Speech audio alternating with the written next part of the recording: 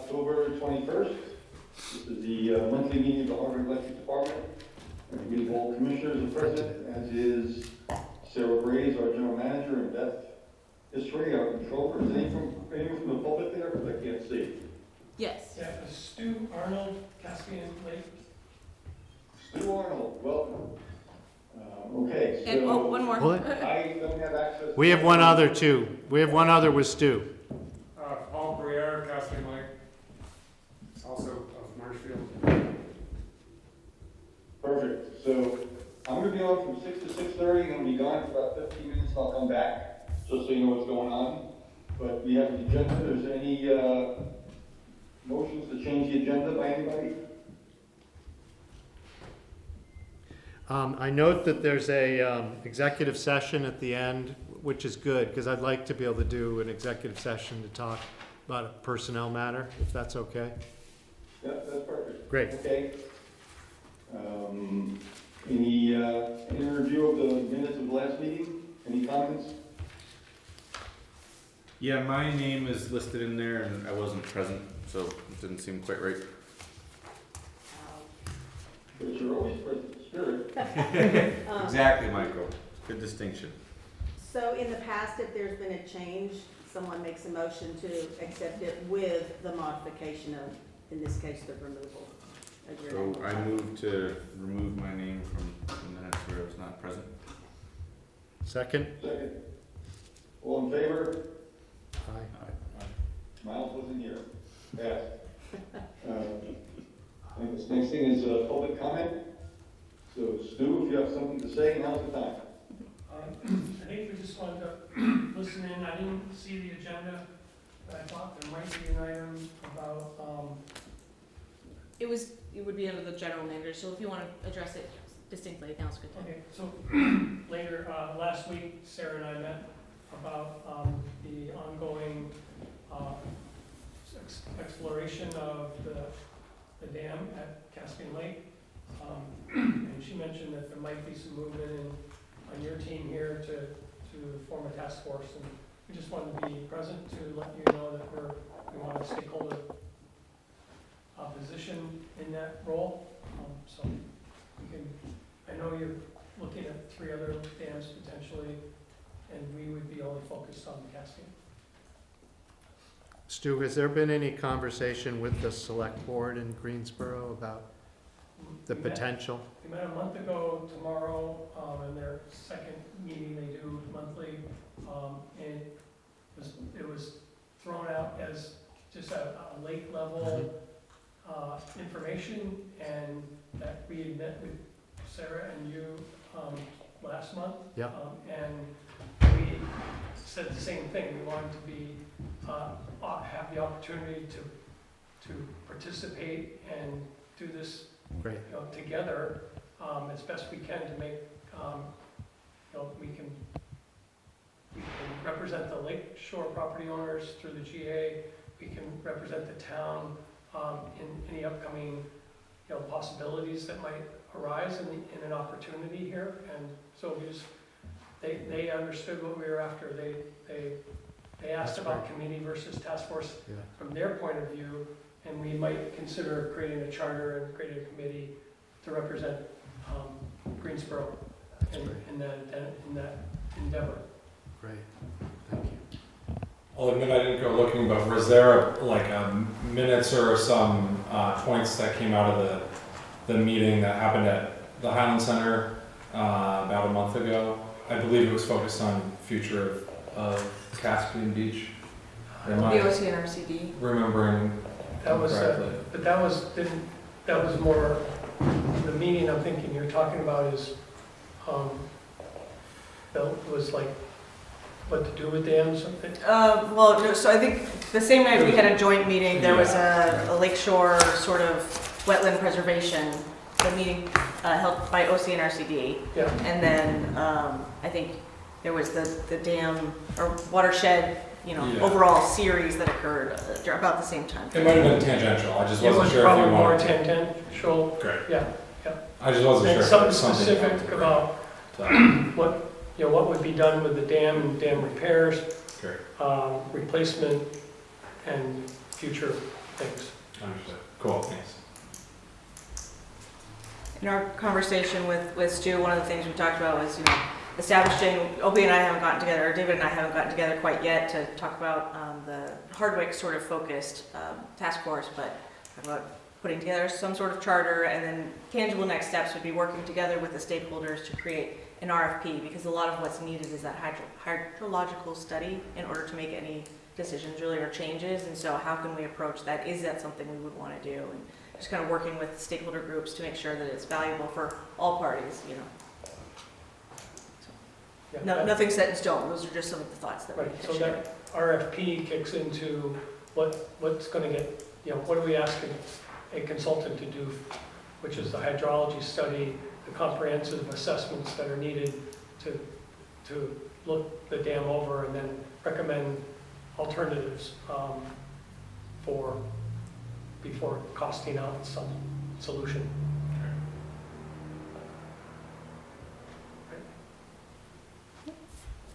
If you guys aren't talking about that anymore, we can, No, I think it's just, there hasn't been firm movement yet. Yeah. Nothing to propose it. So. okay, cool, we'll stay in touch, probably be here next month, see what's going on. Thanks. Thank you. Nice to have members of the public here. Thank you so much. Thanks.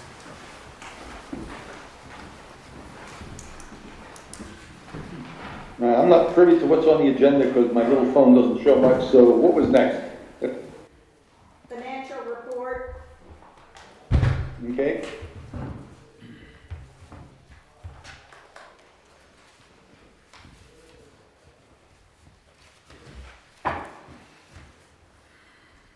All right, Beth. yep. Sorry, yes, sir. That was- You went through your financial report? Other than what's in the memo, I don't really have anything other specific to talk about on this financial report for this month. If you have Beth? questions? Yeah, I have a question, Beth. Yep. Because we had some expense surprises that came to roost, and our cash position, if I'm just top of my head, I read it quickly earlier today, is $300,000, Yeah. right? So, what are you doing to lay out the coming months? When I say coming, I guess where the financial results we're looking at are September?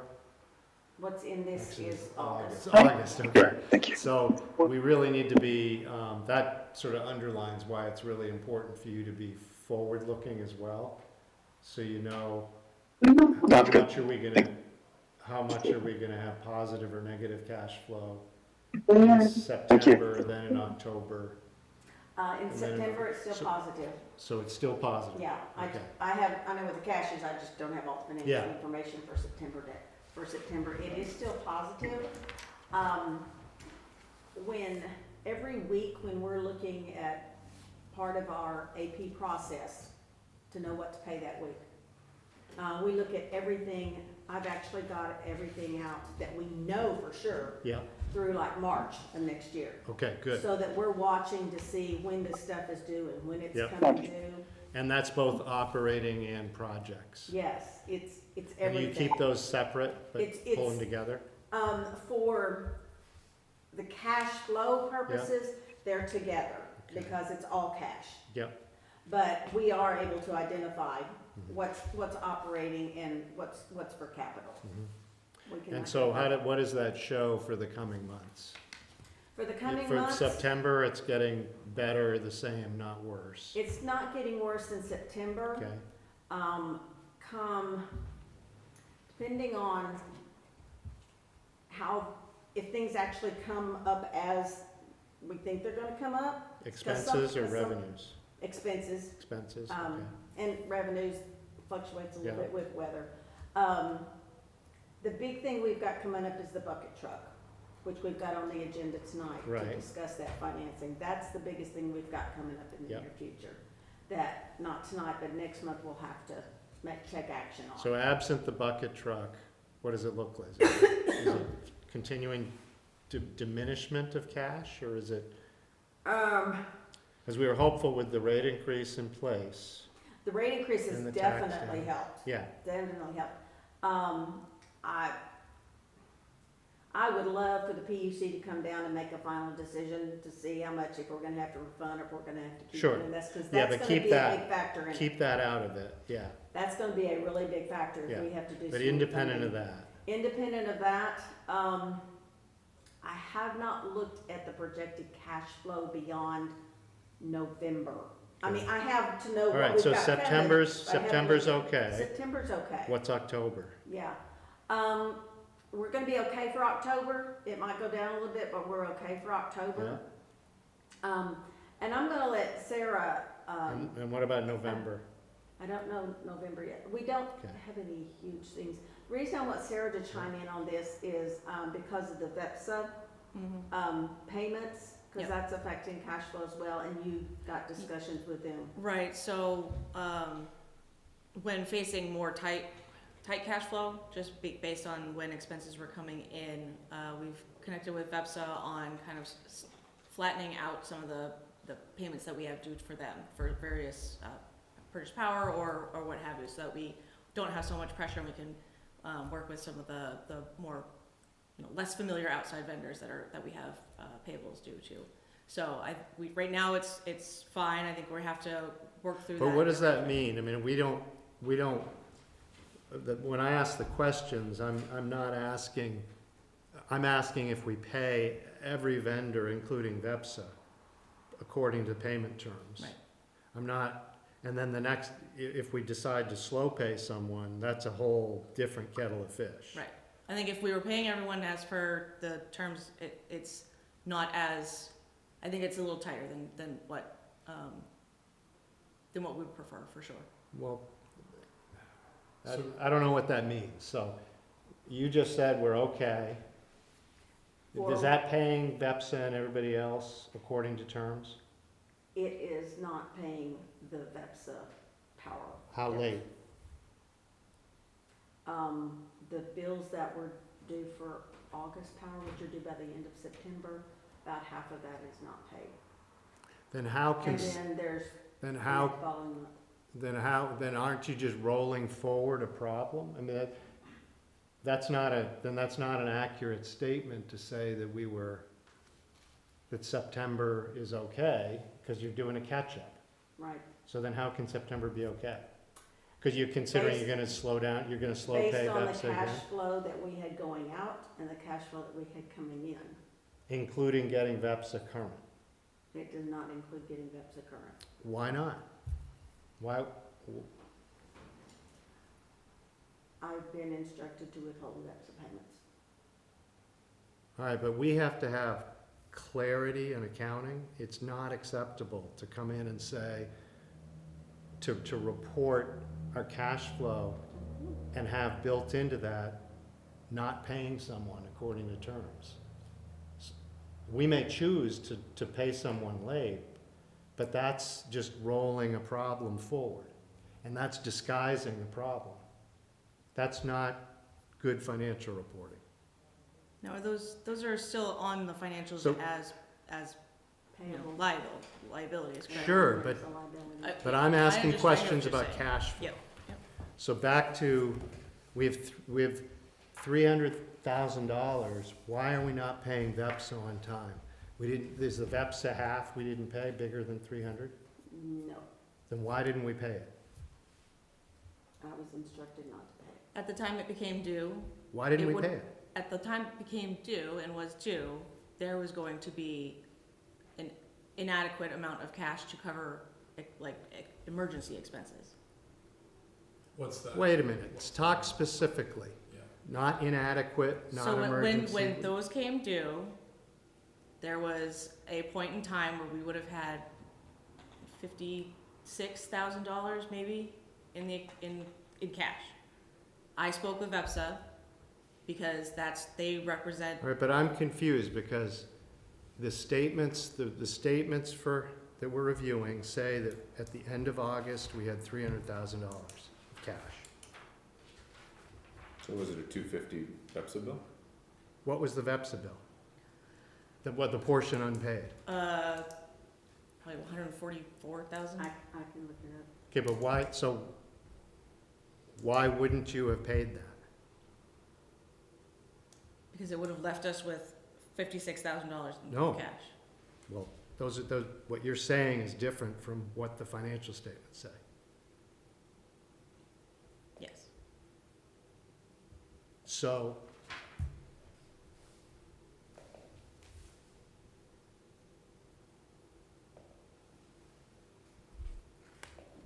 Were those, Beth, in the financials that show the cash flow and that cash on hand at the end of the month for August, did that incorporate those VEPSA bills and everything else that was in? Because I'm trying to, Cash on hand is strictly the cash that we have in the banks. as of the date on the, the last day of the month. Yes. So, let me back up. We reconcile what we have on the books for cash on hand with a bank statement. So there may be some things that are outstanding, one way or the other, but we reconcile it. So I can say, let's go forward. I'm pulling up the information right now. I'm looking at our weekly cash flow statements.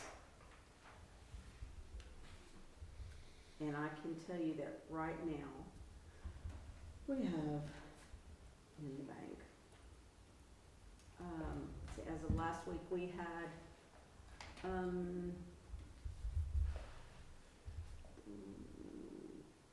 $586 in the bank. okay. And are you current with VEPSA? We have 586 in the bank. Are we current with VEPSA right now? No, Why not?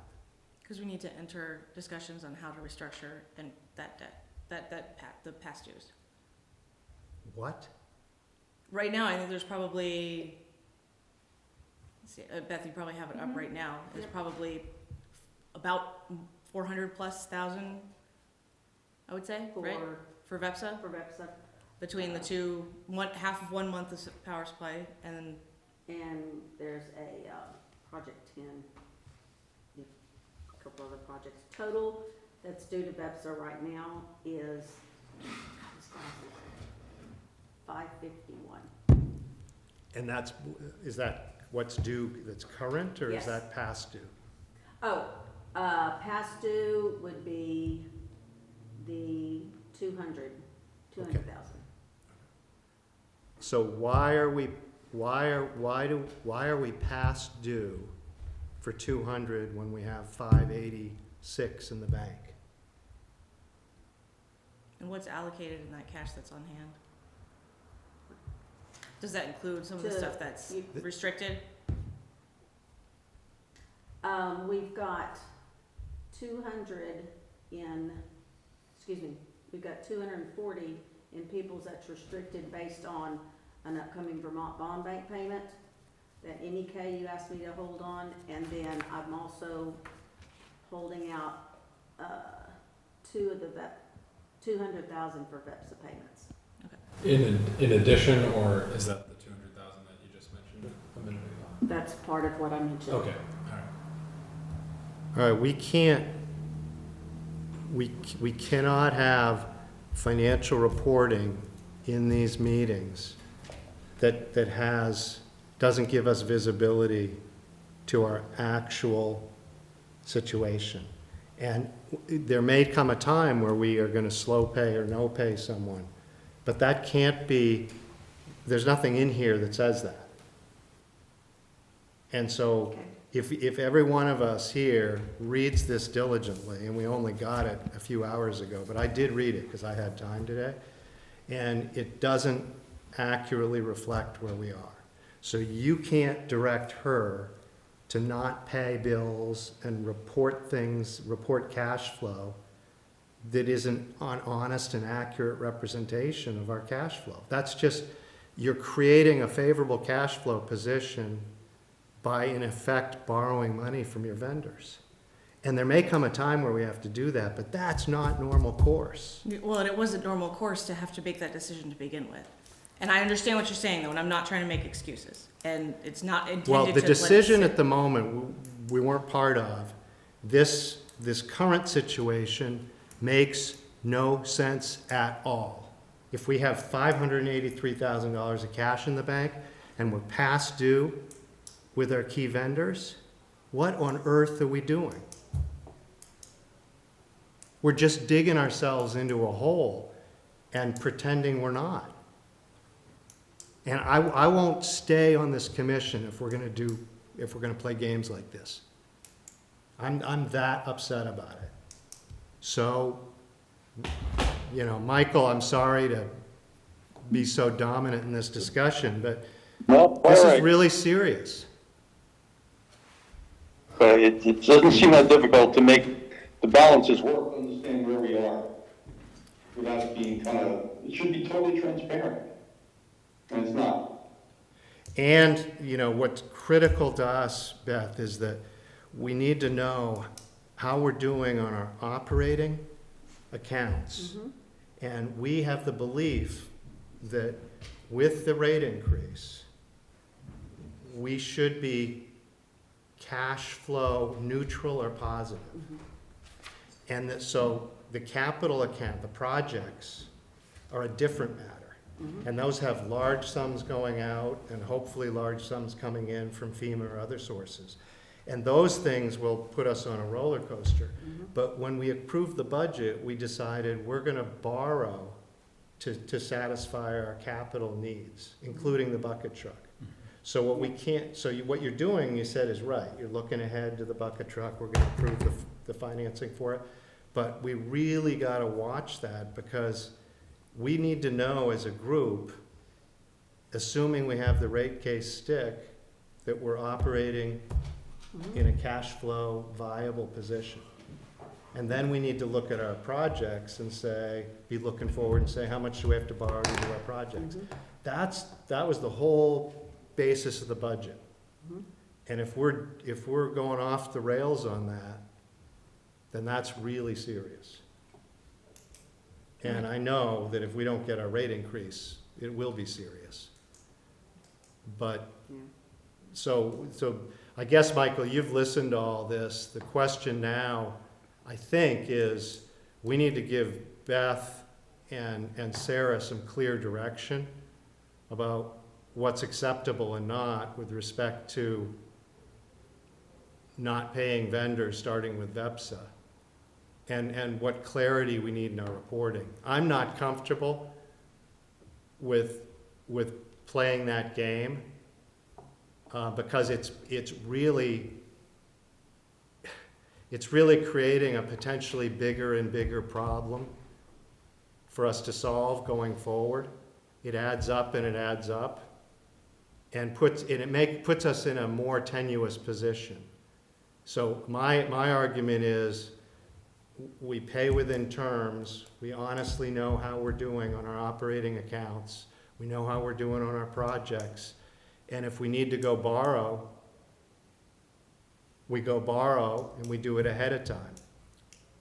And my understanding is we do not need to borrow to make our operating budget work. The only thing that has us needing to borrow is if we don't get the rate increase, that we'll have to borrow for. And we will have to borrow for bucket trucks and other projects. And so we're robbing from our operating statements by not paying. We need to stay current. We need to stay current. Because if you get into trouble, that's the place where you get your relief. If you've already tapped it, and you've already pushed people out, and you've built a mountain of money you owe there, and then you run out of money, then you're really in a world of hurt. And we just can't do that. So again, Michael, I'm sorry, but. It's okay. The other issue is of the 586, I think I heard 586. How much is earmarked that has to go back to paying FEMA or loans or whatever we did to get the money About for half, the right? repair work we've done? What's the real cash? That's the total cash, but how much is earmarked for operating, how Yeah. much is owed, and what we really, some of that money's not ours, I believe, because that's to pay back.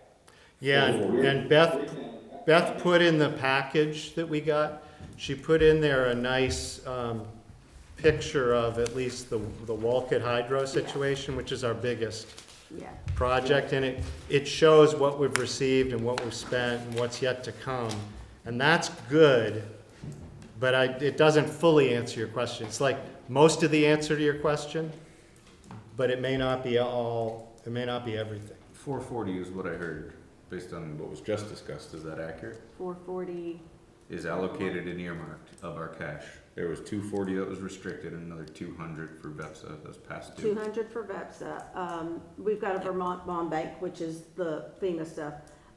We've got a payment of 15,000 coming up next week. And then the next payment, we have to start paying on the loan that we got for the 2023 flood. We have to start paying on it in February. Actually, I have to start paying principal on it. And as it is right now, that's gonna be about $90,000. However. How often? 90,000 per Year. year. Okay.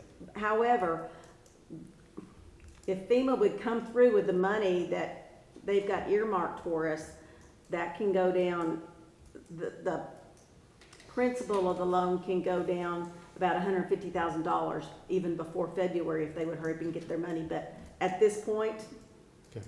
we've got a plan for the full $90,000 to be paid in February.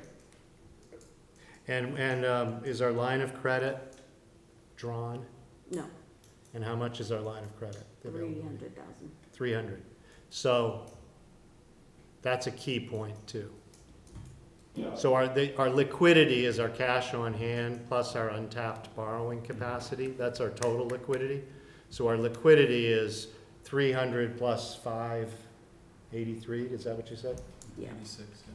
So that means we have over $1 million of availability right now. So we should not be playing the game of building up a mountain of unpaid bills. Is there a threshold at which the cash in the bank comes to where that it should trigger a conversation about Absolutely. extending payment terms with a vendor like VEPSA? Yeah. And should we establish that number? Well, I think what we should do is every month, Beth and Sarah should talk about looking forward, both report on the month that's several weeks past, and then also talk about how are we doing the month we're in, how's it looking forward, and give us that projection on cash flow. You're absolutely right. Yeah.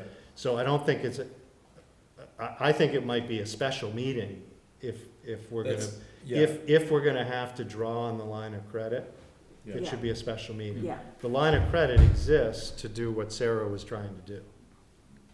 But I'm for one not comfortable with Beth and Sarah drawing the line of credit without us knowing they're doing it. absolutely, Because that means we're not living within our means, we're not. absolutely.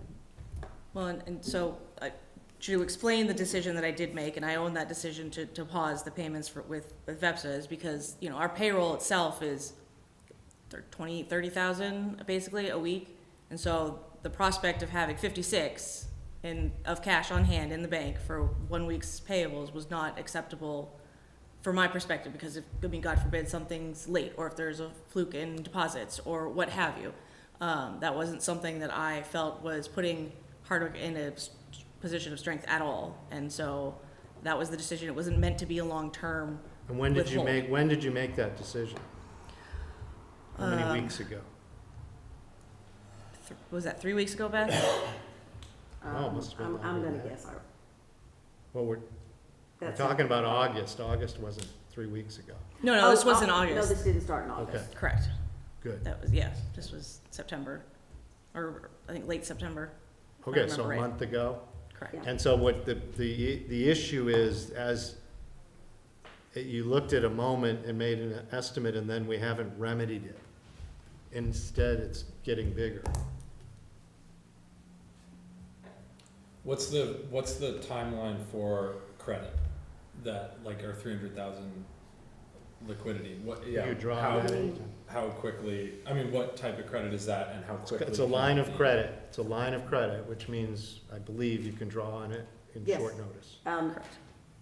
If we send them the approval one day, we can have the money the next day. Okay, so that is, I guess, operationally sufficient to cover something like Yes. payroll. Yes, And Absolutely. could be And it's, sort of it's deploy sufficient to within. cover VEPSO or And whatever. yeah. when we're looking at our weekly cash flow, I include, a cushion in there to make sure we have enough to cover payroll, which is coming up the following week.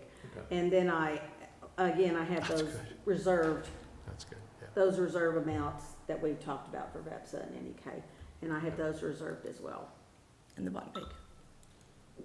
So, I'm gonna leave you guys for 15 minutes, I'll be right back. see you soon, Michael. So, this is obviously concerning in terms of next steps. I've heard a couple come out of this conversation, but I want everybody's input. One, we need to bring all of our vendors current immediately. The only one is VEPSA. Okay. All the others are current. Great. It sounds like we need to bring our reporting to a point where there is no ambiguity, like there was at this point. So not only in our cash position, what's restricted, what's earmarked, and what's really being used for operations.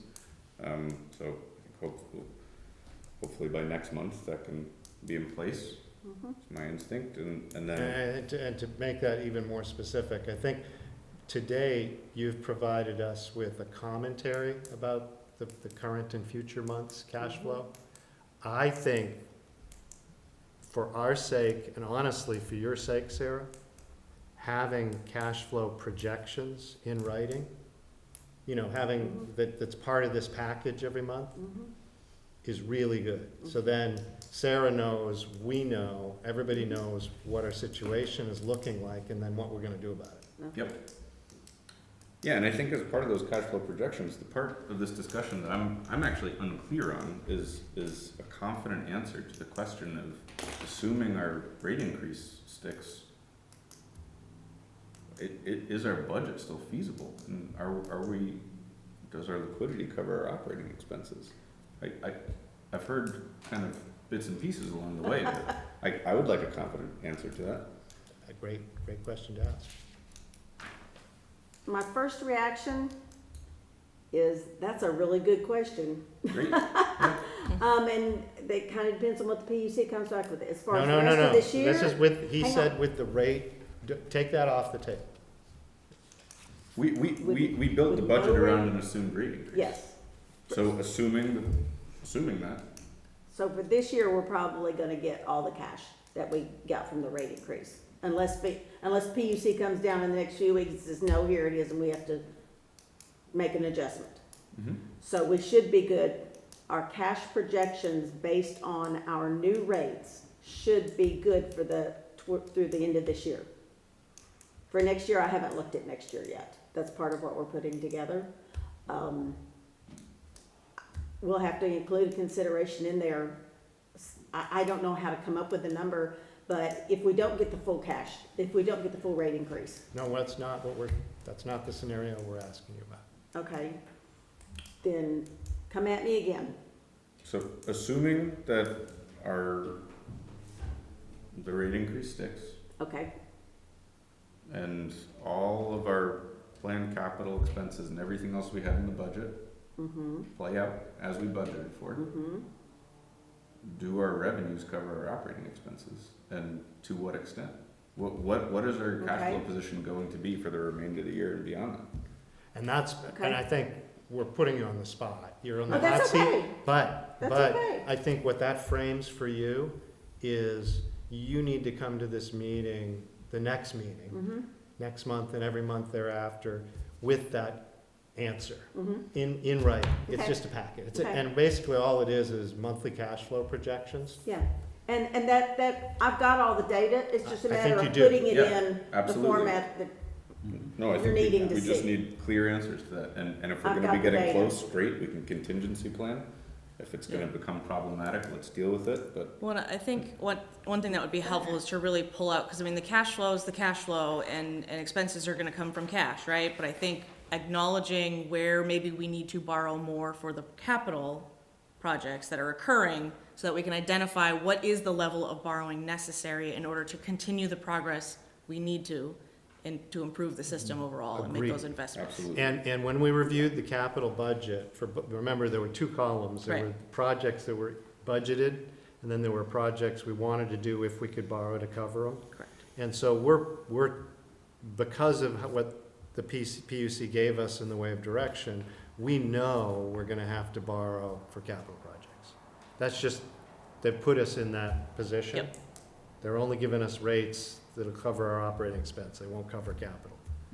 Well, and the debt, yeah, and the So, debt leverage, debt payments. Part of what you're asking for, I don't think it's a complete thing, but part of what you're asking for is in the Yep. financial report. Yeah, It's on this first page.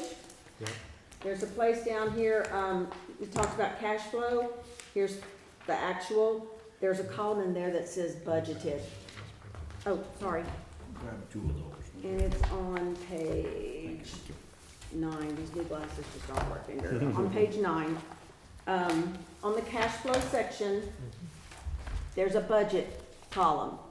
Now, I plan to expand on that to give you more of the information of what you're looking for, but this might be a good starting point for you to see year-to-date actual versus year-to-date budgeted amounts. yeah, but we're talking about a forecast, Right, forward months. right, yeah. right. But this Yeah, is that's a great. little bit of what Sure. you're looking for. Sure. A little piece of it. Yep. Yes. Basically, that white space to the right of that, Uh-huh, you're just adding columns for future months, okay, right? I mean, I don't know if that's how you want to do it or not, but that's fine. that's kind of what we're looking for. Okay. Yeah. Very good. Like I said, I've got the data, it's just a matter of putting it in. And the key The form is to just give us enough of a forward view, so there's no drama, there's no undue urgency. We come to our meetings, we look at what the situation is, we make decisions on borrowing, to include tapping the line of credit, because that's what it's for. Mhm. And then we just go forward, and that's just normal course. Okay. The only way it becomes unsettling or dangerous to us is if we let things build up and they're not clear, and that's not okay. For any of us. I mean, it won't be okay for any of us, okay? So did you get the clarity that was great, you got the clarity with? Yeah, I'm looking forward to a Yeah. confident answer about Yeah, Okay. what our position going forward is going to look like. yeah. Will do.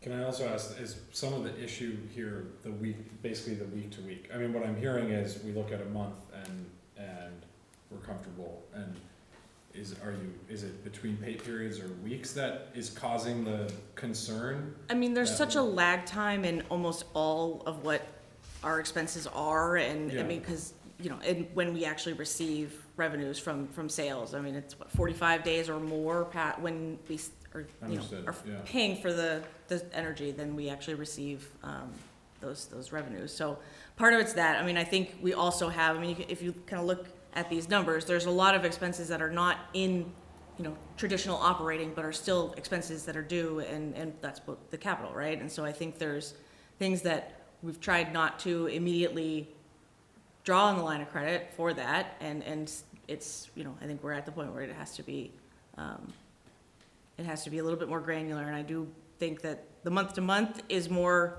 there's more room to actually like resolve those week to week issues, and that's where, you know, it wasn't, none of this was intended to go beyond, you know, the couple weeks, right? And I think we'll get there for sure, and we will get there before the next meeting.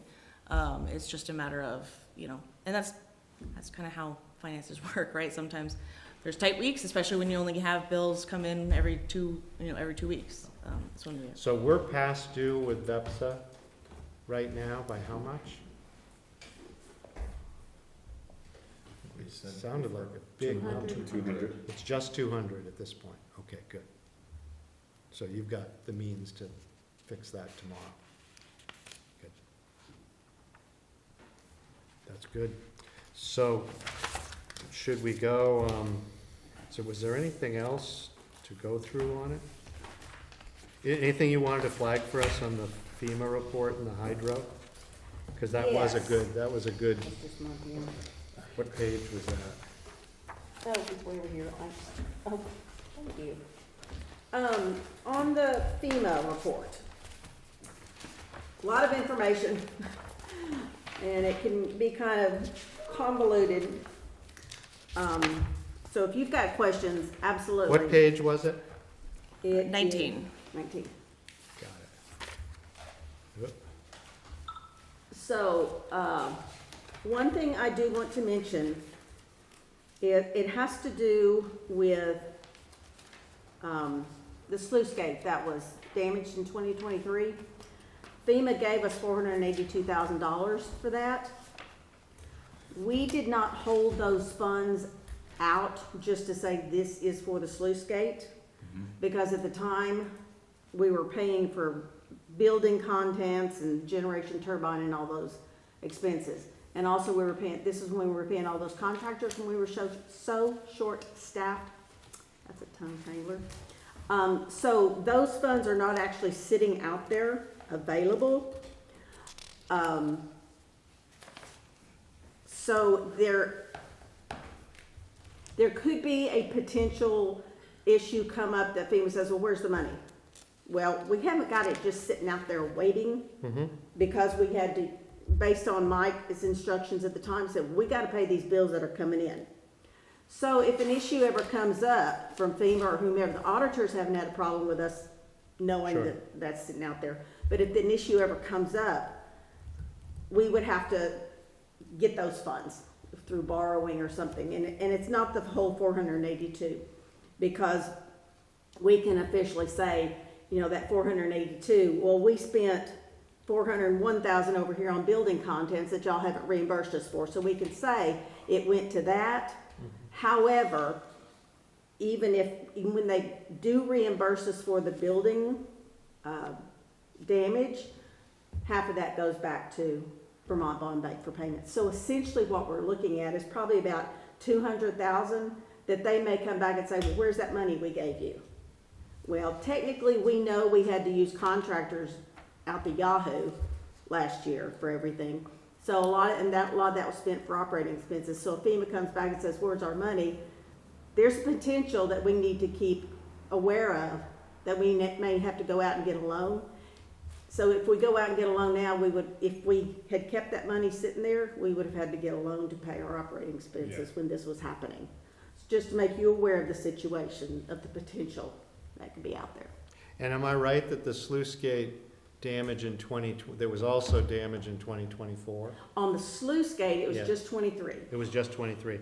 But the issue is now the scope of the repairs has gotten larger? We don't know. We don't know yet. We don't Okay. know. Okay, got it. That's good. What else should we take from this? Oh, but the good part about this is, if there's a good part about it, FEMA already advanced us $482,000. If it comes in actually less than that, FEMA's out the money. We get to keep it anyway, because that was based on their estimates that they gave us the funds. Okay. But we're currently thinking it's gonna be more than that, aren't we? Well, when you put pen stocks, we're getting into the bigger monies. Oh, The But sluice gate itself, yeah. Sluice Oh, gate okay. itself shouldn't be more than that. Okay, And I think that's kind of dependent on, you know, when we're able to get the work done, whether it's before or after there's any designation based on the FERC request for comments and a designation request from A&R. So that might change things as far as permitting and remediation or you know, environmental pieces. So it could be more, it could be less. Yeah. got it. Okay. So maybe what we do we'll keep moving it along, and maybe Michael will join us in time to vote, or maybe not. What, you wanna do the bucket truck? Yeah, we have one vendor that we think would like to bid on it. The People's State Bank that we have some funds with now, but they would like to see a board action just saying, yes, we want to. So help us finance the word bucket that. truck. Help us word that. What are we looking I- for? What do you need for a motion?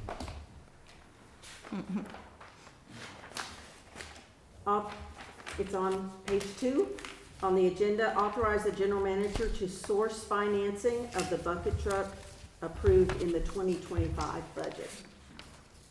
If you're comfortable with that. Yes, well, I move to authorize Sarah and Beth to receive bids for financing of the bucket truck, and to evaluate those bids and choose the most competitive and secure the financing for the bucket truck. So go ahead and make sure I understand you. Go ahead and actually do the financing. Yeah, because this is timely, get the we're bids. granting you authorization to Okay. not only receive bids, but also to choose the most competitive bid Okay. and And then, finance it, unless anyone else have, we have to do it, because and assuming that, trucks come. all the bids come in and we're able to choose one, then at the next board meeting, you would have to officially Sign. do a motion to approve the loan, and then there'll be Sign, documents to yes. sign. Yes. Yep. But that will be a formalization and signature, execution of the loan documents. Yes. We're giving you the, more than just authorizing you to get bids, we're saying, go ahead, get bids, choose one, get all the loan documents in, and we'll sign them either at the next meeting or sooner if we need Okay. to. Okay, All right, now, let me try to boil that down. I move to give authorization to Sarah and Beth to solicit bids for a loan to cover the bucket truck in full, and to select the most competitive of the bids, and obtain all the loan documents for the signature by the commissioners at the next meeting, or a special meeting if needed before that. Seconded. All in favor? All in favor? Great. Thank you. All right, Michael missed out. then, if y'all are ready to go ahead, for the audit, I've got Chris with our, Chris, y'all are ready for me to admit Great. him to discuss the audit?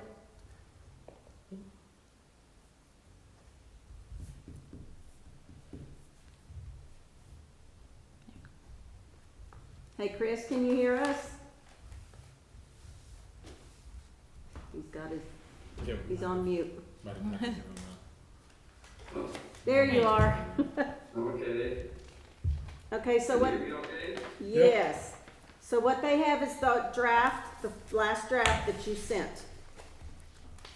So the one that includes the MD&A? Yes, Okay, so they have all the page numbers and everything then. yes. So let me say this real quick. He's gonna refer to page numbers that are on the bottom of the page. That was part of his report. Okay, And thank you for waiting, Chris. We were gabbing away, and I apologize that you were sitting patiently waiting for us to tap into you. That's no problem. I have nowhere to go tonight. No games to watch. I thought I'd just go over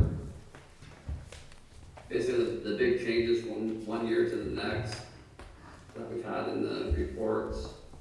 I just refer to page one on the second paragraph. In the page that we have a clean opinion but no findings on the report. We did, as requested by Sarah, she wanted to add the management discussion and analysis, which is basically your summary of what happened during the year, what's gonna happen in the upcoming years. So that's on page 4 through 8. Those are all new this year that we had to add to the report. And then we helped out with the tables on page 6 and 7. Since it is a comparative report, we needed to basically show 3 years worth of information on those 2 pages. So it summarizes the statement of net position on page 6, comparing 2024 to 2023, 2022 with the percent changes. hey, Chris, let me ask you something. The last draft that I got from Daniel did not have 22 on the MD&A. I mean, excuse me, it had the 22 on the MD&A, but was the draft that you sent, was the information he sent today, did that include a new draft that added 2022 to it? Because the draft I got last week did not have 2022 in the Well, off. the one we sent today has 2022 in it. Okay, then that's my fault. They've got the MD&A that shows the 2022 data, but not the financial report. Okay, But it's 2022. If y'all feel you want to see that before we make any action, I can get that to you. Go ahead, Chris. I'm sorry. so, yeah, and then on page 7, it just compares the statement of revenues, expenses, and changes in that position from one year to the next. And this, like I said, this is all information that Beth has provided to us, plus our summary of our financial information from the prior years. And then we just have to summarize on page 8 is a summary of the capital assets and the long-term debt. Michael Amber's just trying to come back in. Oh, thank you.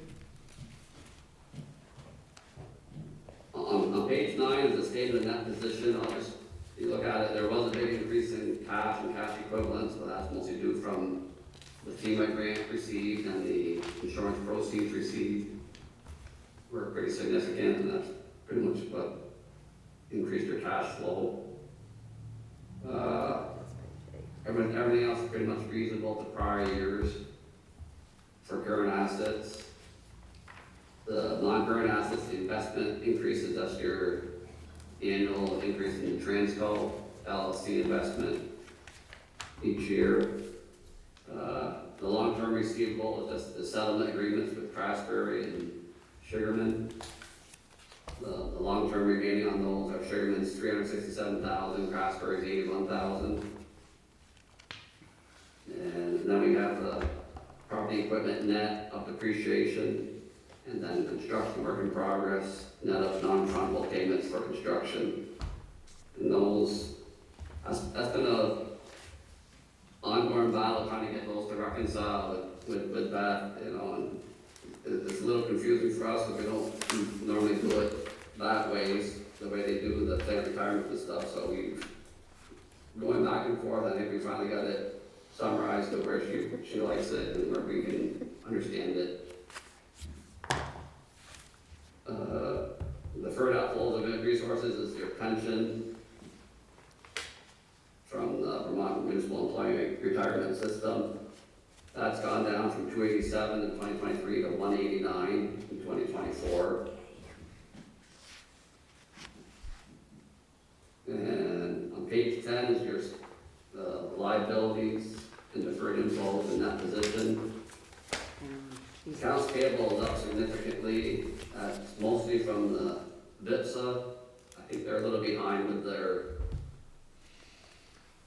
getting the billings out to you, so you had like two months owed at December 31st, so there's like $711,000 that was owed to VIPSA, and $37,000 that was owed to Vermont Energy Investment Corp.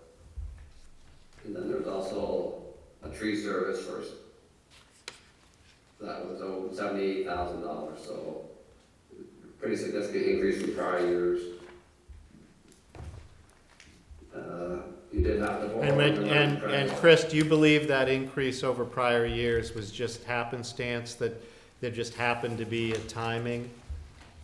Yeah, because Yeah. typically you're only like 1 month behind on Yeah, the delay from this, I think this year there was 2 months. okay. You did have to borrow on the line of credit, $200,000, and you have a couple of short-term notes payable also to cover the flood damage from prior years, of which it's already been converted to a long-term note payable, but at December 31st, 2024, it was still a short-term note payable. And that will be, repaid by some of the FEMA grant, also a percentage of FEMA funds has to go towards the pay down of the snow payable. The net pension liability has gone down from 847 to 813. So a little bit of a improvement, but not a lot. The total net position is 9,196,825, of which net investment capital assets is 6,214,894, and unrestricted is 2,091,931.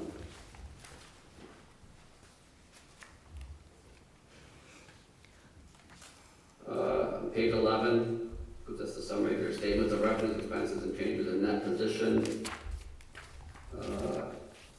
The big changes in that is that the FEMA grant funds was almost $602,000, and you had insurance proceeds of $472,000.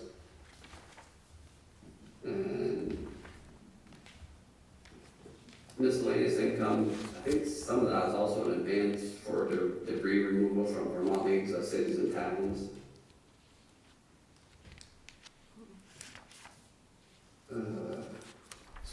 As far as expenditures, the purchase power just up a little bit percentage from last year, from 4.1 million to 4.4 million. The maintenance distribution is up $400,000, but that's due to, I think, right-of-way clearing was up $206,000, and Yeah. the lines were up $125,000. Everything else is pretty reasonable for prior years. The taxes went up quite a bit, and most of it was the pilot was up $65,000, and property tax were up $84,000. So that's a significant increase from prior years.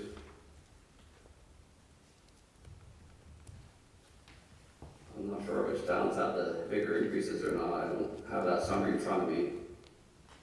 So your operating loss in 2024 is $274,000. In 2023 was $88,000. But I'm sure a lot of it has to deal with all the flood damage that was going on. Plus, I'm sure your rates are still more than what you probably would like them to be.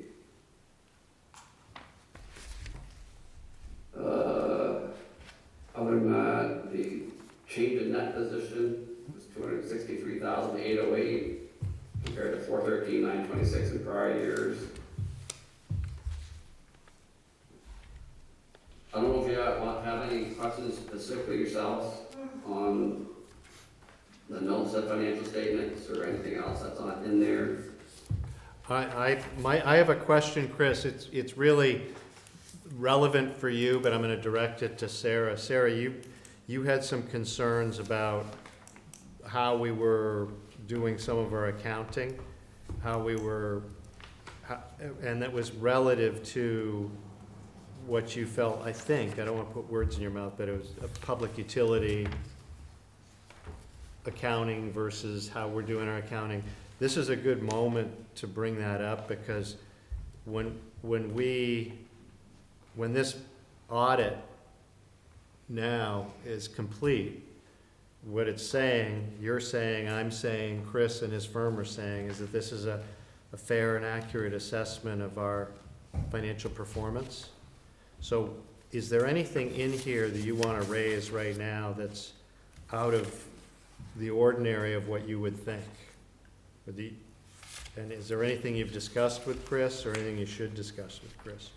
Well, I'm curious. I know you mentioned questions on how the construction work in progress and all that works, and I was curious what kind of prompted the further discussion there. I know, we're a pretty capital intensive entity in and of itself, and it looks like for the most part, the audit is focused primarily on sort of the GASB and as a franchise sort of account. And I'm curious if any of the, you know, the FERC accounting and uniform system of accounts was put in play in particular while you were going through this as it applies to whether something's capitalized or not, accrued or not. And I just wanted to get your thoughts on how that was analyzed or assessed during this audit. Yeah, we kind of do both, you know, we do the GASB, but also the FERC accounting is incorporated for like the property and equipment and how it's being depreciated and accounting for the plant retirements and for the customer jobs. You know, that's a lot more different than what we typically would account for it, but that's, you know, we've followed the different ways that you can do it. That's why in 2023, under net of non-refundable payments for construction, it was a credit balance of 577. Because at that point in time, you had already received funds in advance from the customers and you hadn't paid for the projects yet. So, no, I believe we got that under control now, as far as the proper accounting for it, for GASB purposes, plus incorporating the accounting for electrical utility departments. Okay. So is there anything else, Sarah, that you're concerned about? Questions about? Not necessarily. I mean, if and this is more so just a question. If I'm looking at page 5 of the packet we have, which is probably not 5 in what Chris has incorporating the MD&A, it's the statements of net position. So if I'm looking at this right, so we've got the total current liabilities at 3.2, and our unrestricted kind of net position is 2.9. Is that indicative, excuse me, of kind of an operating or cash flow loss between those two numbers? Can you direct us to the page? It's page 5, in our packet it's page 29. It's page 5 in our packet. Okay, and what row are you on? So I'm looking at total current liabilities, which is 3.2, and then we have, you know, Wait a minute. Chris, she's on the statement of net positions. Right, well, really, the unrestricted net position would be your 3.2. total assets, less your total liabilities. So you have to look at all your current assets from the prior page, plus your investments and your long-term receivable and your Beamer's pension. Then you subtract out your current liabilities, your net pension liability, and your deferred inflation, the pension. But the debt corresponds to basically your net investment capital assets. So you don't include the debt. So if you take your total current assets plus investments plus long-term receivable, and subtract out your liabilities plus your notes payable, that should get to be what your unrestricted net position is. And what's your concern, Sarah? well, I'm trying to get to where they end up on our net position and the conversation we were having prior as to kind of where the cash versus notes will apply and where we see any of those gaps. But I appreciate you walking me through it. Yeah. Put it that way. And what I'm hearing, I don't know how others feel about it, I'm hearing that Chris's audit is rigorous. Mhm. And there don't seem to be, if there were some open questions, Chris, you'd be drawing them to our attention. You feel like we're shipshape here. The questions we had specifically were mostly with the construction work in progress and the family retirements and getting a grasp on all the debt, because there's a lot of moving parts with the debt in 2024 as far as, borrowing line of credit, having short-term debts, then bonded debt, so there's a lot going on, so we got to get an understanding of that. And actually, not looking at it, not all the debt pertains to the net investment in capital assets, so. Yeah. So you feel like there was a lot of work to be done in the audit because it was a very big year in terms of projects? That's correct. There's a lot more in scale with it than adding the MD&A. And I know my staff spent significant more time than we budgeted for, that's for sure. And Thank you. Thank you. So your view is that that Sarah should not be concerned with our accounting as reflected in the audit? They've been clearing up the property equipment each year, so 3 or 4 years ago it was much more confusing to account for it. Yep. And where numbers are coming from, so I think Beth has a better control of it now and how she's summarizing it, and then, just getting all the debt accounted for properly, which I think it is now, and then getting the amortization schedule so you can show the current portion of the debt and the long-term portion of the debts. And as always, what holds us up is the pension reporting, because they're getting, it seems like every year it's a month later to get that report. Okay. So, Beth, where are we in you did some fast work today to get your management? The MD&A? Yeah, MDNA in here, so it's all in here. So is there, are you asking us to approve this, or whatever we do, Whatever you do. Yeah, whatever we do as is, or is there anything left to come, or is there anything missing? There's nothing. His version, he's been looking at, the pages are different because he's already included the MD&A in it, Okay, with the So- MD&A that you have in front of you. so for us to approve it, it's kind of like this, with this in it. And assuming that they made the change on the page 2, which said that we omitted the MD&A, Right, and has Yeah. that or been page done? 3. Chris, Yeah. did you hear that last comment? That's already been Okay. taken out, I believe. Okay, so he's got an updated version. So Chris, what do we need to do? And I'm gonna hand this back over to you, Michael, since you're now in the groove, but what is it that we need to do with respect to the audit now?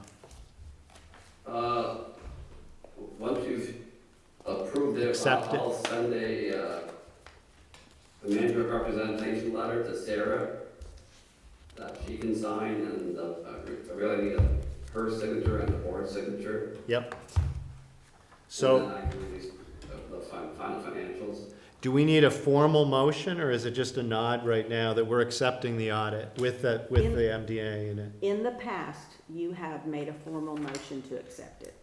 All right, I move to accept the 2024 financial audit with the addition of the MD&A.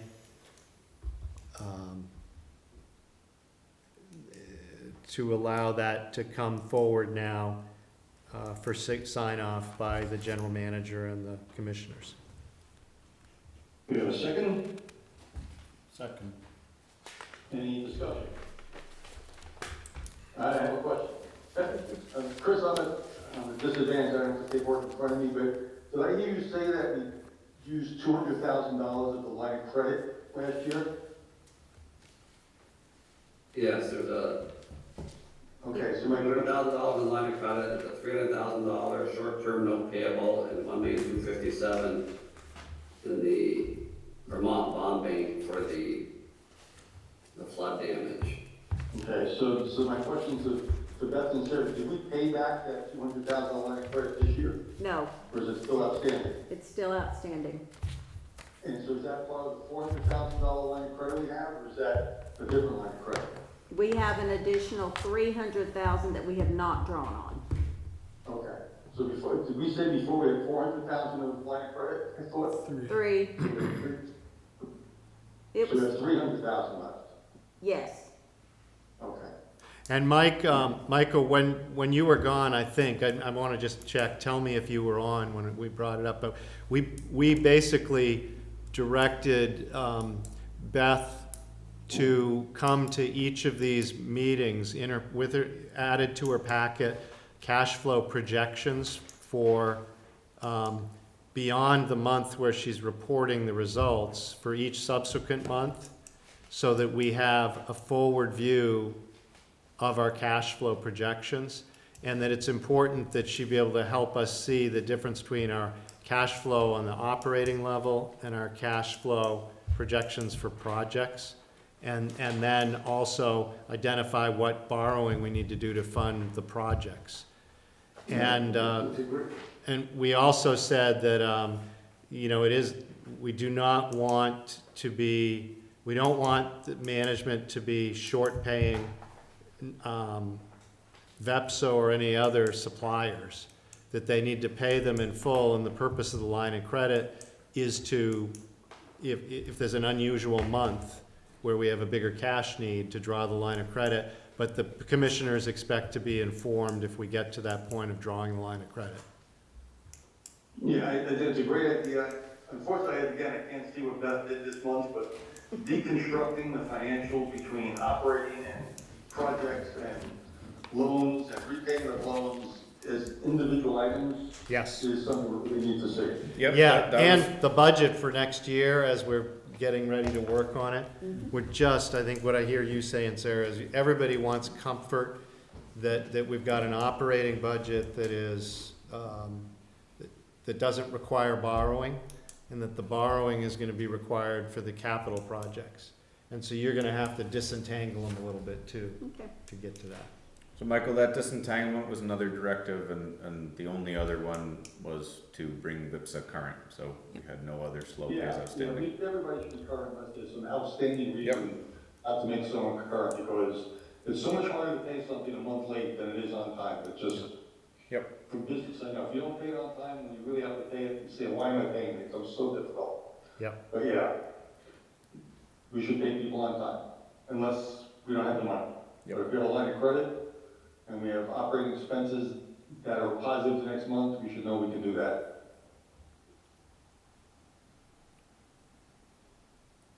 So. Good, so that's where we are, that's where we are. Motion seconded, we had some discussion.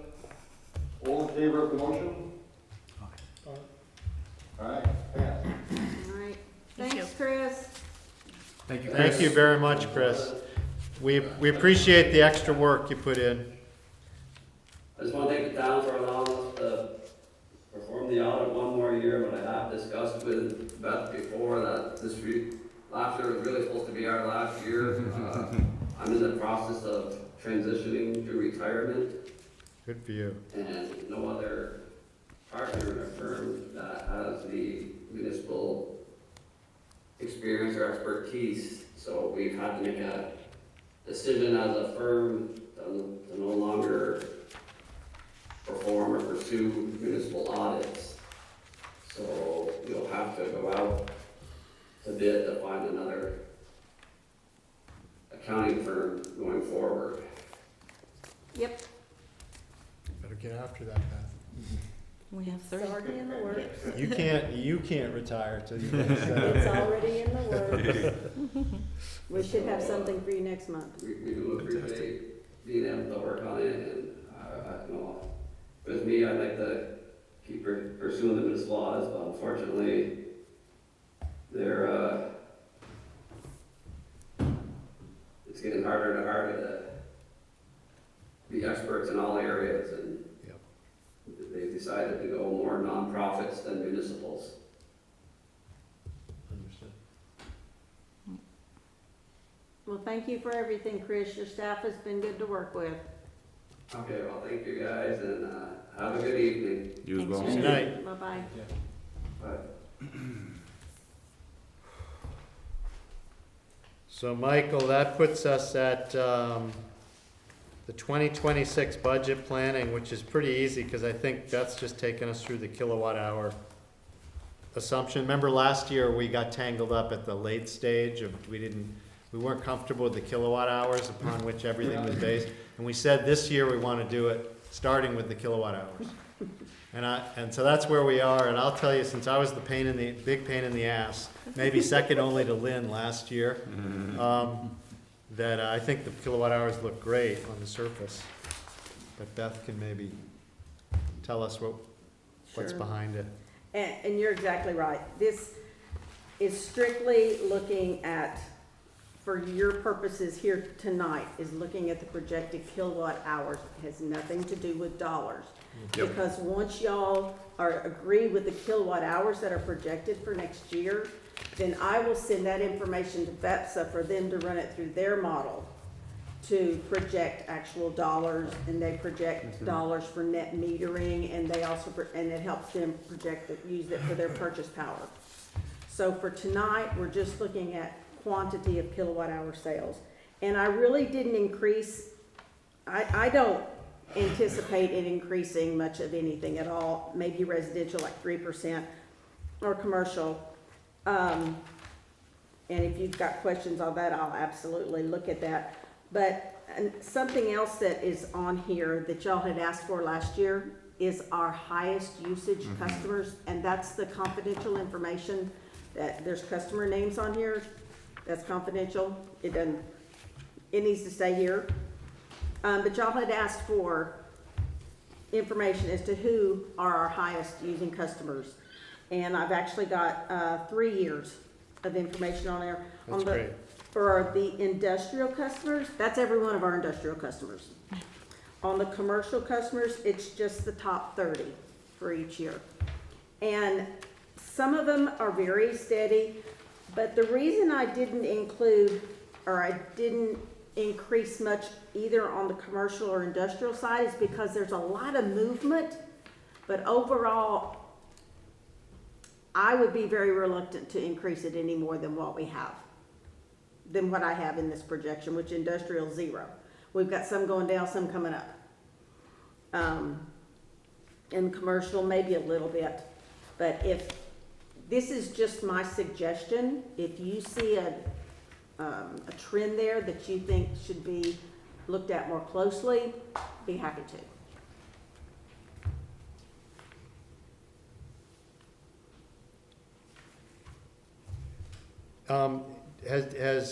Has VEPSA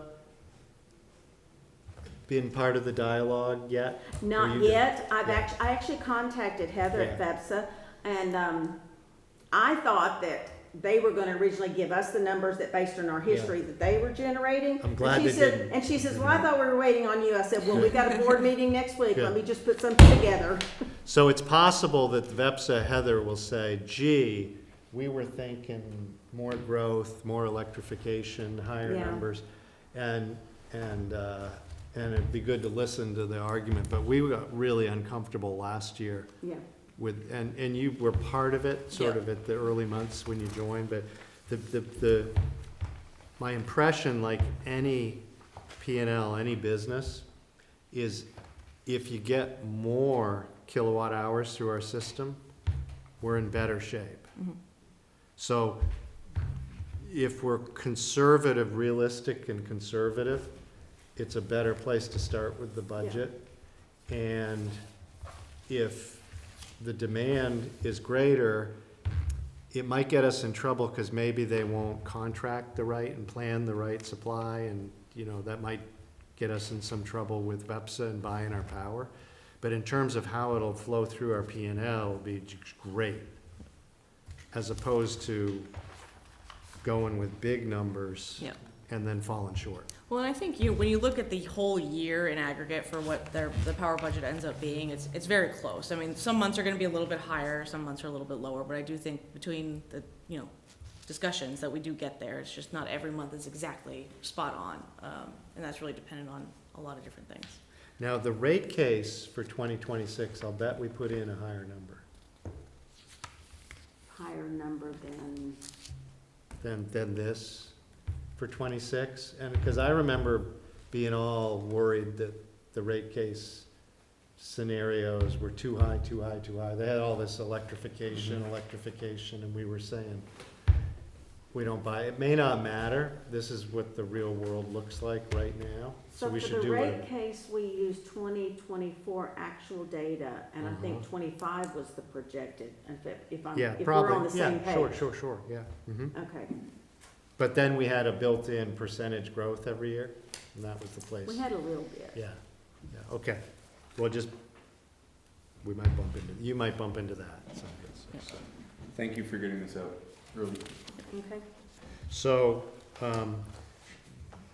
yeah, definitely cross out the revenue stuff, because as Yeah. said, like the rate increase we had for part of a year this year, next year, we'll have Yeah. it for the whole year. Yep. So our revenue will be up quite a bit more. probably so, but they also, in their model, they include the net metering dollar credits, Hmm, so that's not factored in here. okay, I mean, I tried to, but they're much better at predicting those than I am, because they've got a bigger model, more Yeah. intense model. and did we have any big solar arrays come online now? I don't know. recent? The CAE CAE is coming, that's gonna be a monster. Like in the next couple days, if not already. It's 150 kW. So should we look at the CAE? Did you factor that into your CAE? I have not number? factored anything as far as net metering, but we definitely need to tell VEPSA that we've got that coming on, for them to include that in their model. But that'd reduce our kilowatt hour, so let's go to, where's CAE on here? I don't know if they're one of our top, Well, it could reduce in Purchasing some years and customers. increase in others, right? Well, yeah, and they wouldn't be historical, Or right? some months, I mean. Oh, yeah, because it's new, okay.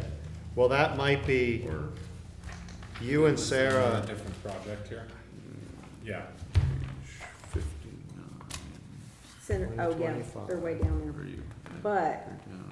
Percent total? Percent change.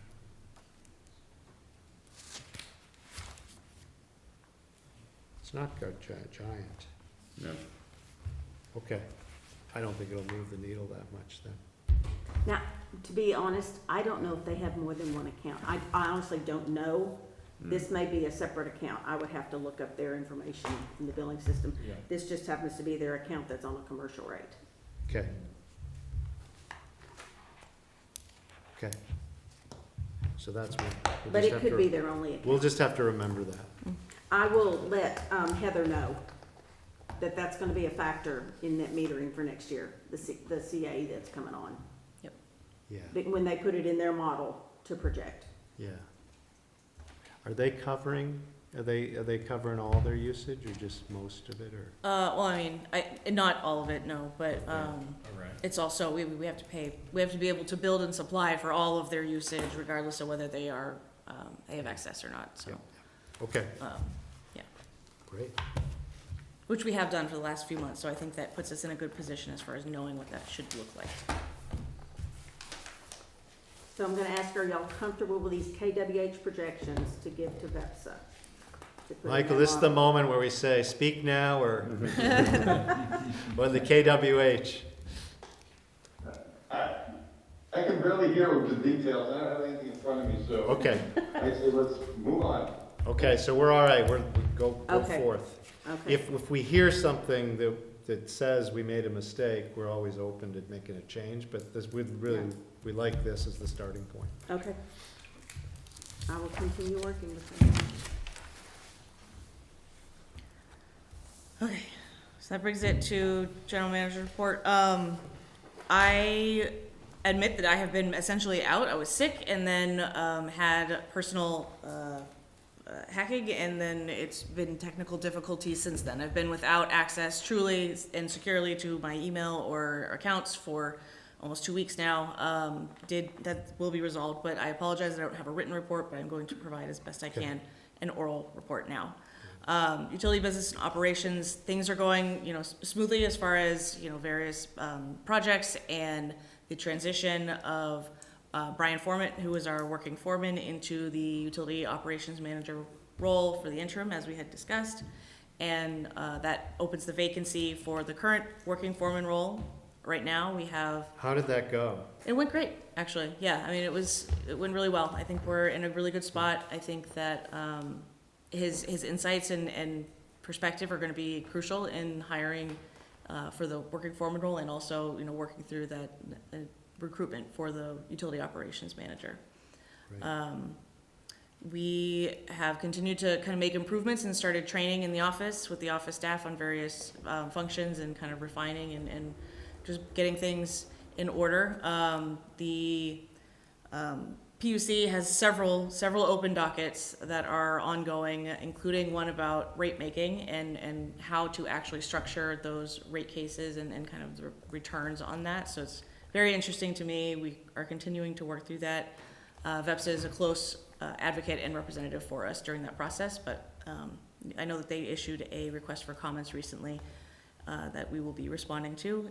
In addition, I sent the email when it came out while I was sick, but FERC did respond and request comments on the A&R's petition for Wolcott Hydro to be reviewed for jurisdictional authority, whether it should be with FERC or with the state.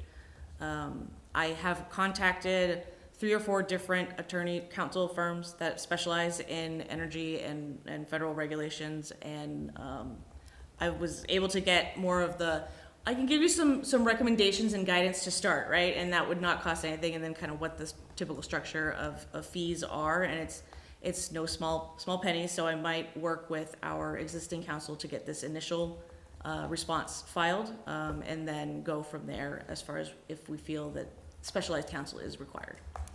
Power operations, energy resources, power supply is going as expected. I think like I said, we've evened out and kind of hit that stroll for at least the next month or two. I think winter was going to be expensive, as it always is. So I anticipate those power supply costs will increase as we reach the winter months. We've had several small and, like I said, larger interconnections occur. And we're working on even further streamlining our construction standards for co-located solar and storage. So folks kind of see what that should look like. Is the drought, the regional drought, causing trouble for other people? Not us, because we're not operating Wolcott Hydro, but if we were, we wouldn't have made much power. Is that creating a hole that then has to get filled with something else? Not in particular. We have some steady contracts for hydro throughout the region, and so it's not necessarily just within the state. Some of the in-state producers that are hydro plants, they have had somewhat lower production, but they also had damage to their facilities, so that could have been the contributing factor as well. And like Niagara, really big stuff, or stuff in Quebec, that hasn't been affected. It's been steady as far as they're not in that little drought zone. Correct. Yeah. I did have contact from VEPSA, and I think they're working on putting a proposal together. Remember when we were talking about power supply budgets during the budget process, there's somewhat of a gap in what our firm commitments are in the short term while Wolcott Hydro is down, and so they are working on putting together a proposal or PPA that would. And the concept was to up it, cover us Correct. a bit more. Our firm coverage, yes. Firm our coverage, so committed. we have less exposure to Correct. a high rate. Or to the market rates, yeah. So I expect that we should have something as part of the proposed power supply budget when it comes. There interconnection and the generation construction. Obviously we went through the hydro, and we are continuing to make great progress on the Craftsbury Circuit right-of-way clearance. They're moving right along. It looks great. I don't know if you've driven through it yet, but it is a vast improvement, and we should be expected to see the engineering analysis, the power system study, here in November. I believe is when early November it was the delivery date. I haven't quite touched base with the firm PLM Engineering who is conducting the study, but I know he was getting some final details on whether to include this or that in the final recommendations. So Any update on Consolidated and their past due There is not. When VEPSA had their meeting, their board of directors meeting in October, I was in attendance. We did talk through several of the issues again, and essentially the group at large will likely just be pursuing a revised and renewed agreement, but we've got ongoing issues, and so our instruction was to work with VEPSA's council, who's focused on that project in particular, run a few things by them, make sure that we are progressing and issuing a notice about the prescribed maintenance areas and what those expectations are, and try to be very firm and explicit within the bounds of the 1980 whatever it is contract and agreement that exists today. And then what's our past due balance with them now? How much do they owe us? I'm sorry. Consolidated. I don't have that information. I can get it for you. I don't have it handy. I think it's over 200,000, but of course it's disputed on their end. So they dispute owing us that much, and that's where therein lies the issue. And is that 200 all 2025, or is there any carryover from 24? There's carryover from 24. Shit, we should have brought this up with Chris. Do you know how Chris handled that? Was he aware that we had a potentially uncollectible? We put an amount on the books as an uncollectible, that's a reserve. For consolidated, or just? It's not necessarily for consolidated, it's all the revenue, or all the funds that we would have coming in, and we take a percentage of that, and. Yeah, but this is a But specific. this specific one was not mentioned. Okay, so for 2025, what we just have to remember is not Okay. to get to the end of the year. Even our own internal statements, forget about the audit. You need to look at what's the right reserve, what's the right approach to a reserve for consolidated. I'm actually thinking it needs to be put on the books as a receivable. Well, it is a receivable. It is, but we have. Why we wouldn't haven't it be on the actually billed books them as a for it. What? When I say build it, I mean as far as generated an invoice in the system to record it as a receivable. Why Some of not? it has, some of it has not, because it's tied up with current construction work in progress.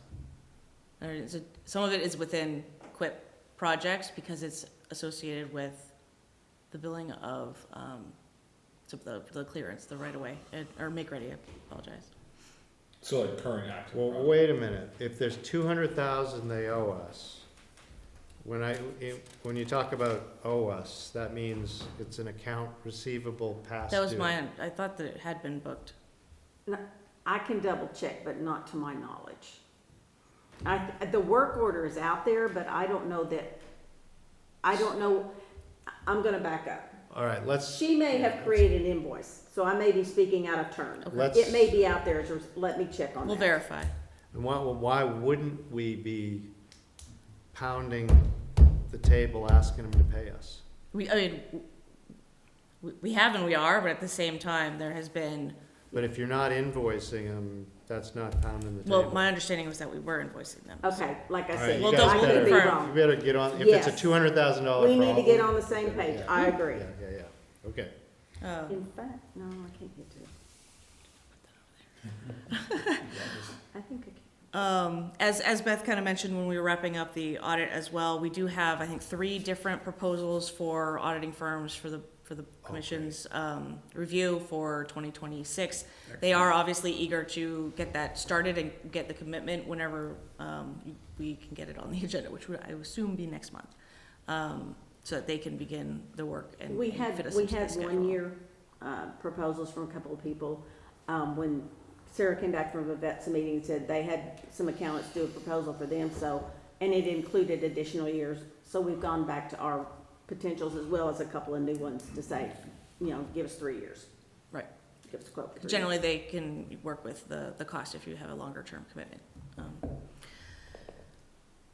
trying to think if they're.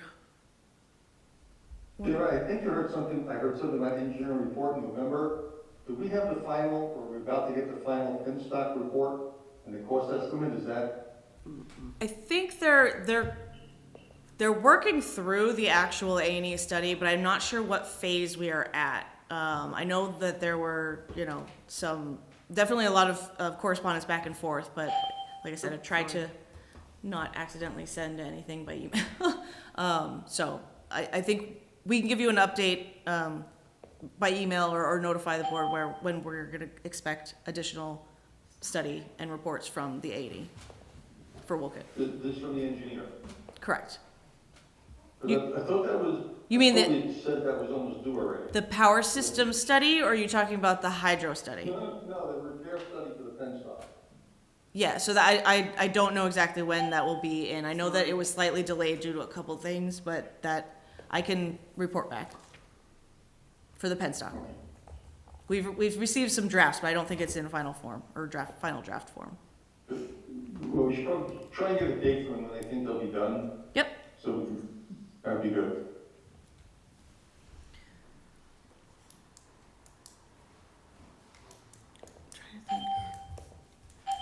Sorry. Other than that, I'm sure there are other things that I am forgetting, but if there are specific questions, I am happy to answer.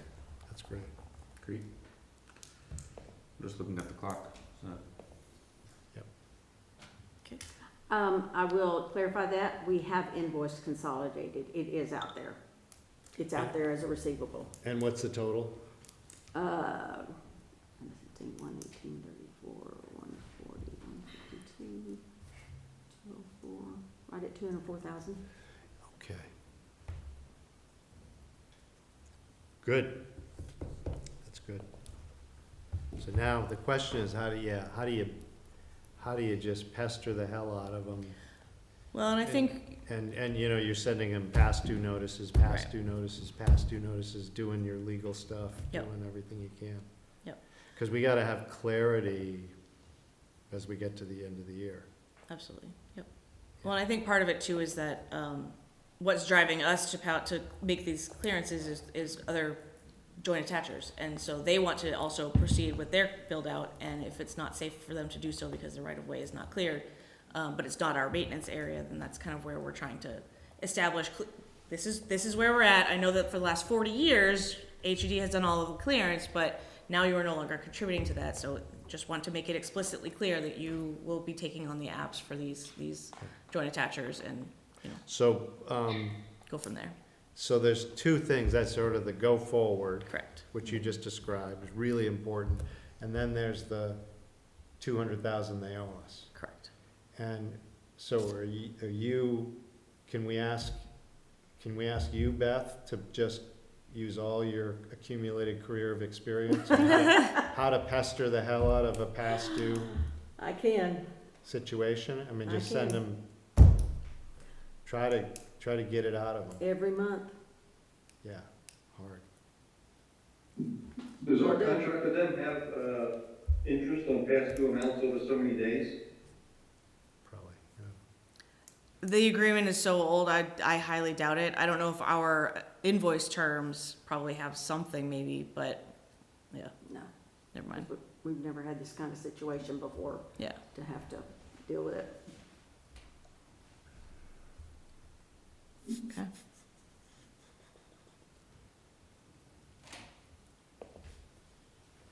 Have they sent us any particular formal documents saying they don't have to pay and here's why? They had council respond in an email that they disputed it. And did they specifically say how much of the money they disputed? I'd have to look back to verify. I think that is the crux of this issue, right? I could see in many ways how, and have, explained and expressed our position, which is obviously very different from theirs.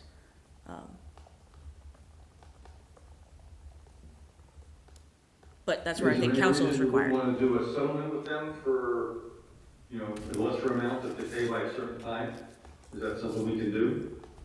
Sure. Yeah. I think there's a question of undue gain, because they also gain from having that right of way cleared. Yeah. And as a joint owner, there should be an equal gain and cost associated with that. So we just really need to really go after it for cash reasons and for our end of year P&L being accurate. Mhm. So, yeah. So we've got a receivable on our balance sheet right now that's uncertain, that's questionable. Okay, Can we spend the $300 on a lawyer and write a good letter? we should, all those things you should be doing, you know, did we turn up the heat, but it's gotta fit in with what Sarah's doing. Yeah, well, and I Wanna mean, go I think forward. that's, yeah, I think we're trying to leverage, All right, so that should be a key agenda item, maybe, Michael, for next meeting, of how we've moved the ball forward with the consolidated, both the collecting the 200 and settling down the go forward. Yeah, that's a lot of money. okay. That's it, I think that puts us into our commissioner-only executive session. Okay? Oh, no, it's, no, that was just what I was thinking, do we need an executive session with you at all? Do you have anything else to report to us? No, I think I'm okay. Okay, Okay. All right. So, Do we have to make a motion going into executive session? yes, please. Okay. I'll make a motion to go into executive session to discuss a financial matter to ensure disclosure would be detrimental to Hardwick Electric Department. Recording stopped.